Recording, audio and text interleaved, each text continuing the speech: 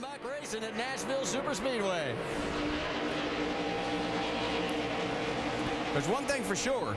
2 junior motorsports cars are first and second right now. Those guys were getting good gas mileage, their tires were wearing good, and they're right out front. Yeah, but we got some slower cars in front of faster cars, and you know what usually that can mean. Look at Wimmer trying to jump away, but look at this pack in the middle here. Oh, they're 4 wide. That's not going to work.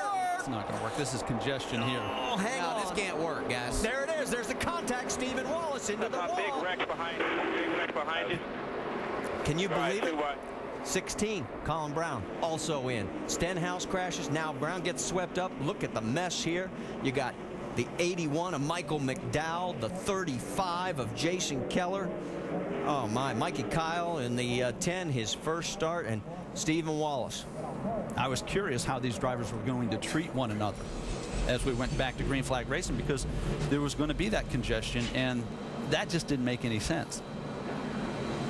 3 wide does make sense. We had 4 wide. Yeah, and you could just tell that it was not going to end up good for a lot of people. All right, let's go back and take another look at this mess. This all started off of turn 2. You can see the 1 car get to the inside and make it 3 wide. That sorted itself out, but here 4 wide right behind him. And there's just no room. And I don't know what makes us drive like this or behave like this, but there is an urgency midway through the race if you think, I've got to get to the front, and maybe that's part of it. Well, the only thing you're going to get to the front to in this deal is the front of the hauler. Seems pretty obvious after the fact, doesn't it? Yeah. I mean, it's like, where are we going?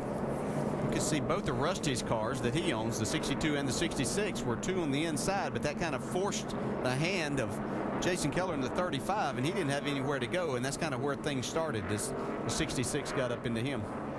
Let's go on board with Steven. Just listen. Still middle. Still middle. Still middle. Middle of 4. 2 outside. 4 wide. 2 outside.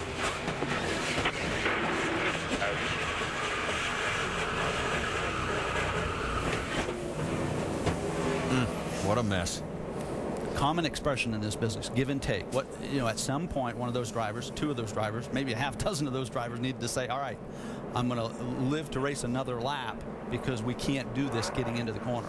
Well, this is going to take some time to clean up. This is our 5th caution here as we have just passed halfway. And, oh, man. Get out the checkbooks because there's a lot of bills that have got to be paid now. Whoa, Steven limping. Looks like the right leg or ankle. Yeah, that's a hard lick, especially when you get hit head on. You don't really have a chance to get the car slowed down. You're getting pushed up there. All right, well, obviously, we'll have somebody over at the Infield Care Center, and we'll get an update as soon as we can on Steven's condition.